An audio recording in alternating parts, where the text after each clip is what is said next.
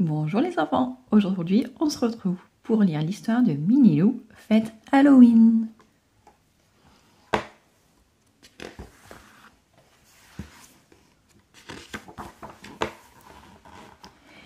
C'est bientôt Halloween et les élèves de Mademoiselle Biglus se préparent à la fête. Pour fabriquer le costume le plus terrifiant, ce n'est pas l'imagination qui manque. Alors Minilou, tu n'es pas au travail ? S'inquiète gentiment la maîtresse. Mais Minilou n'a pas du tout envie de montrer son déguisement avant le grand jour. Il préfère le préparer en cachette.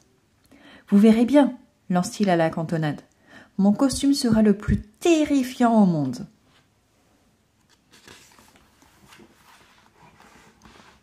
Maxou le renard est déguisé en Frankenstein. Muche la chatte est déguisée en sorcière. Anicet le cochon est déguisé en vampire. Gus le faon est déguisé en squelette, Doudou le chiot est déguisé en fantôme, Wouf le chien est déguisé en dragon, Mini-Pig le hérisson est déguisé en mort-vivant, Baudouin le chat est déguisé en diablotin, Elliot le raton laveur est déguisé en chauve-souris. Je vais dans ma chambre terminer mon costume, annonce Minilou à ses parents. Je ne veux surtout pas qu'on me dérange. Ce que je prépare est ultra secret. Sois tranquille, mon petit bout, répond maman loup. Avec tout ce qui nous reste à faire pour décorer la maison, on ne risque pas de t'importuner. Le lendemain, en fin d'après-midi, la joyeuse bande se retrouve devant l'école. Même Mademoiselle Biglus est déguisée pour l'occasion. « Tu t'es déguisée en conducteur de carriole ?» demande Muche la sorcière à Anicet. « Mais non, je suis un vampire. Et la carriole, c'est pour transporter tous les bonbons qu'on va recevoir, » répond Anicet le gourmand. Soudain, un énorme monstre velu fait son apparition au beau milieu de la cour de récréation. Mais grâce à sa culotte rouge et à sa queue touffue, aucun doute possible, cette terreur-là s'appelle Minilou.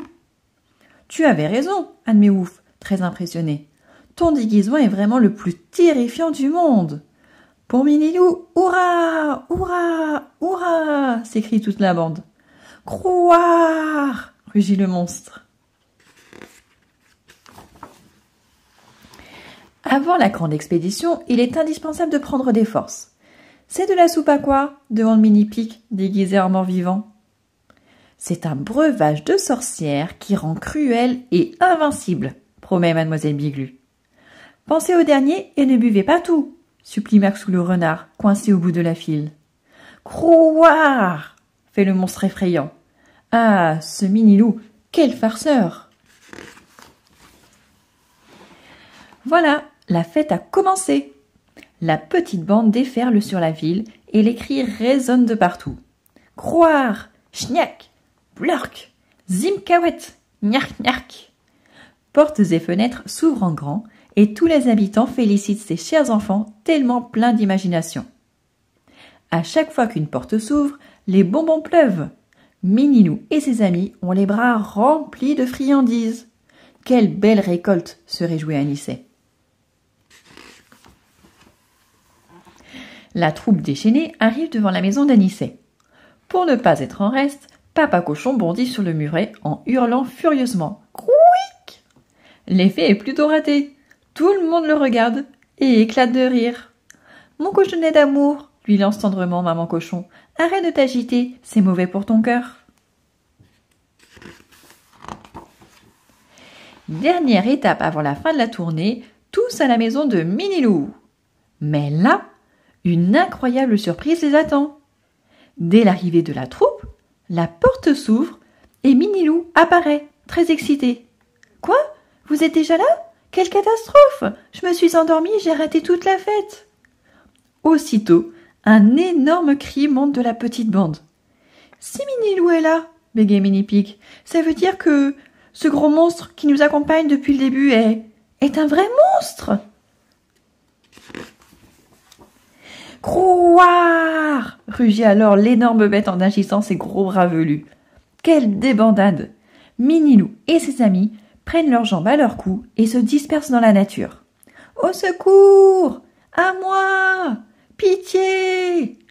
Avec son boulet de fantôme à la patte, Doudou est bien embêté. S'il avait su, il se serait déguisé en citrouille à roulettes. Après d'interminables et effrayantes minutes, chacun sort de sa cachette. Il a disparu?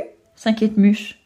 Eh oui, le monstre a disparu, avec la carriole pleine de bonbons. Anissé est désespéré, jusqu'à ce que les parents de Minilou apportent l'énorme gâteau d'Halloween plein de délicieuses crèmes sucrées. Le gâteau est si gros, si succulent, que tout le monde se régale en oubliant l'incroyable mésaventure. « Vive Halloween !» s'écrie Minilou. « Vive Halloween !» s'écrie de la même manière le monstre en langage de monstre. Traduction, Grom Crunchflack. Caché au fond de sa grotte, au plus loin de la forêt, il dévore le fruit de son festin. Les bonbons disparaissent dans son énorme gueule, papier compris. Croire!